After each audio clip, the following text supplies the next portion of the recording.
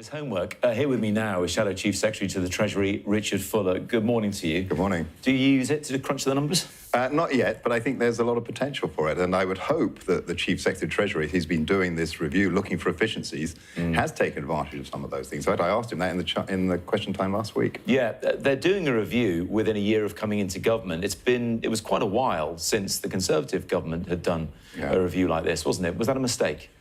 I think circumstances caused that. We had the issues with Brexit, and there was many years of uncertainty, and then we had, obviously, COVID and the massive changes in public expenditure. And you kept changing your leader, of course, as well. Well, that doesn't help either. Absolutely right. But I think what we have now is the government's got a very large majority, and they don't currently have the same kind of huge issues that are affecting us, other than the issue of defence, which quite rightly Mr. Coates was just talking about. So this is the time to do the review, and I think it's right that the Chancellor is looking at for 3 years to give some certainty for departments. Yeah, because last year the most senior civil servant at the time, Simon Case, did write to the former Chancellor Jeremy Hunt saying, you really should have done this kind of thing more regularly when you're in government. They wouldn't have left what the Labour is saying was that £22 billion black hole. Well, I don't think the OBR thinks there's a £22 billion black hole. That really is a confection by Rachel Reeves to justify the significant tax increases that she imposed on British businesses. And by imposing those taxes, she's now reaping what she has sown with lower growth expectations in the UK economy, lower wage growth for employees, and actually fewer jobs for people. And that's the background, the context for some of these difficult decisions that she's now going to have to make about public expenditure. But when you look at the predictions coming from the IMF and in recent days the OECD, our economy is still growing. Yes, slightly downgraded, but still around 1.2, 1.3% this year. And it was a good start in the first quarter. They are getting the growth that they want.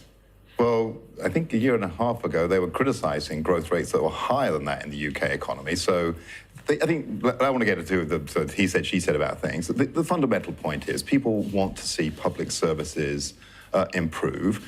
The context, particularly with more money being needed for defence, and it seems like even more money being needed for defence, means that other departments have to look at what, the government has to look at what they can spend on each department. Yeah. And in that, the big decision to look for, I think, is what is the decision the Chancellor makes about health?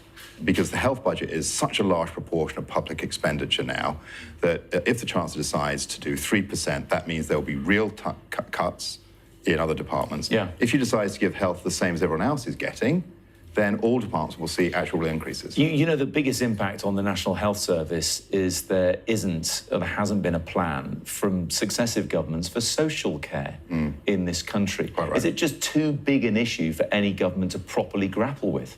Well, we did try, going back under the coalition government. There was a serious attempt with the Dilnot report.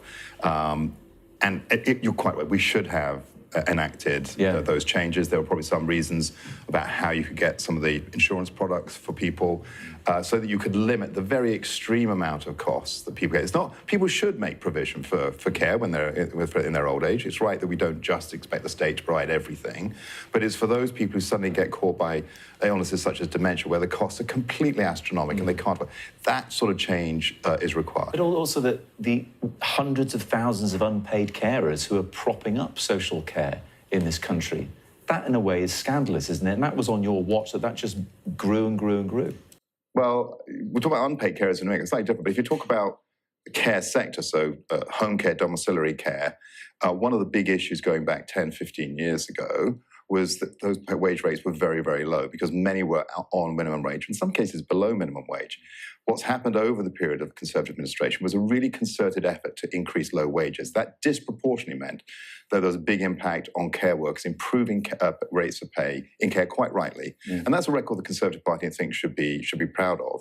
For unpaid care, or care at home, this country and most societies do rely on loved ones looking after people in their old age as best they can. That's what families are all about, and we should encourage that. We shouldn't be not encouraging it. Looking ahead to next week, because it's kind of the calm before the storm for you, isn't it? With the spending review a week today, you accept, even though we've got one of the highest tax burdens in living memory, or sort of ever as it happens, you accept that there would have to be cuts to be made to balance the books. What would you do if you were the guy trying to speak to your departmental colleagues and telling them the difficult truths?